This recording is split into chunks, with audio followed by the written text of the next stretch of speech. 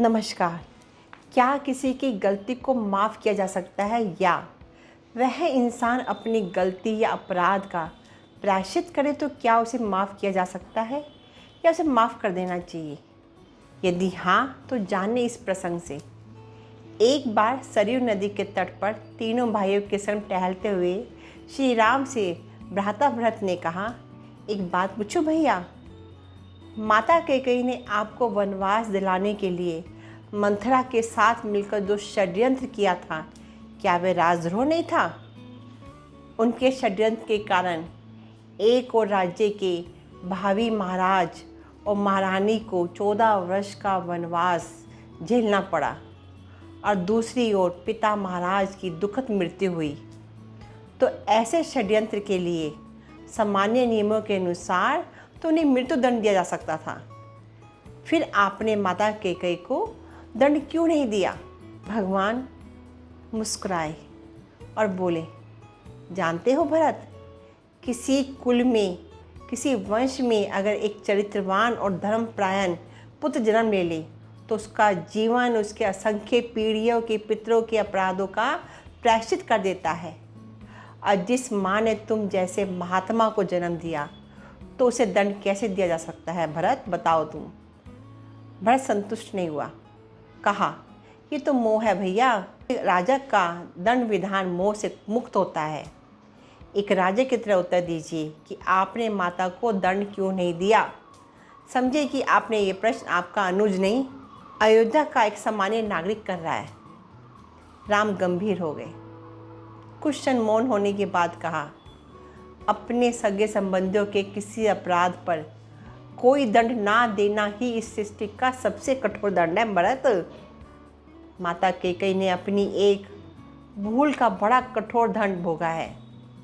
वनवास के 14 वर्षों में हम चारों भाई अपने अपने स्थान से, अपनी सिचुएशन से लड़ते रहे हैं, पर माता कैकेयी तो हर क्षण मरती रही है।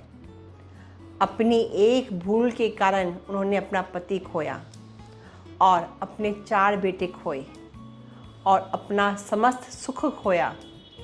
फिर भी वह इस अपराध बोझ से कभी मुक्त ना हो सकी। वनवास समाप्त तो हो गया, परिवार के सारे सदस्य खुश और प्रसन्न हो गए, पर वह कभी खुश ना हो सकी, कभी प्रसन्न न रह सकी।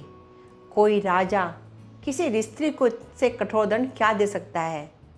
मैं तो सदैव ये सोचकर दुखी होता रहा कि मेरे कारण मेरी माता कैकेयी को अन्याय से मेरी माँ को इतना कठोर दंड भोगना पड़ा। राम के नेत्रों में जल भर आया, उनकी आंखों से आंसू टपकने लगे और भरत आदि सारे भाई चुप हो गए। राम ने फिर कहा, उनकी भूल को अपराध समझना ही क्यों भरत? यदि मेरा वनवास ना होता तो संसार भरत और लक्ष्मण जैसे भाइयों के बारे में अतुल्य भ्राता प्रेम को कैसे समझ पाते, कैसे देख पाते? मैंने तो केवल अपने माता पिता की आज्ञा का पालन किया था, पर तुम दोनों ने तो मेरे प्यार में, मेरे स्नेह में 14 वर्ष का वनवास क्यों भोगा, ये तो बताओ। जबकि तुम तो राजा बन सकते थे। तुम्हारी माता ने यही तो कहा था आपसे, माता कैकेयी ने। अगर वनवास ना होता तो संसार कैसे सीखता कि भाइयों का संबंध कैसे होता है? ये बात सुनकर भरत के सारे प्रश्न मौन हो गए, चुप हो गए और अन्याय से अपने बड़े भाई से लिपट कर रोने लगे। कहने का तात्पर्य ये है कि जीवन में एक गलती कर दे, इतनी बड़ी गलती, एक बड़ा अपराध कर दे, तो उसका कोई प्रायश्चित नहीं होता। पूरी जिंदगी प्रायश्चित की आग में जलते रहते हैं। जानबूझकर की हुई गलती को माफ़ नहीं कर सकते, लेकिन अनजाने में की हुई गलती को माफ़ किया जा सकता है।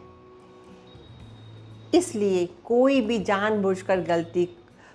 जानबूझकर अपराध नहीं करना चाहिए जिसका कोई भी प्रायश्चित नहीं है, और ऐसा दंड मिलता है कि ज़िंदगी भर तुम रोते रहो और कोई तुम्हारे साथ खड़ा होकर तुम्हारे आंसू नहीं पोंछेगा।